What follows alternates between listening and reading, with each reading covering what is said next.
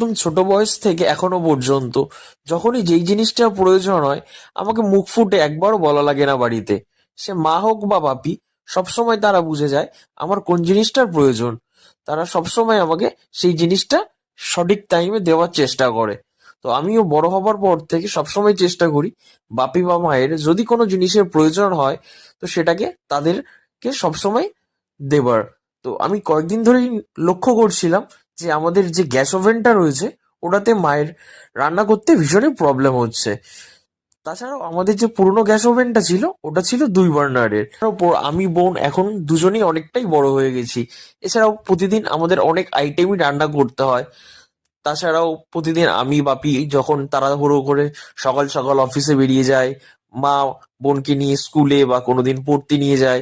তো এই সমস্ত কারণে অনেক তাড়াতাড়ি রান্না করতে হয়। সো 2টো বার্নার দিয়ে রিসেন্টলি মায়ের রান্না বান্না করা ভীষণই টাফ হয়ে যাচ্ছিল। তারপর তো ওভেনটা আরো খারাপ হয়ে গেছিল। তো সেই জন্যই আমি মাকে না জানিয়ে ফ্লিপকার্ট থেকে এই গ্যাস ওভেনটা অর্ডার করে দিয়েছিলাম।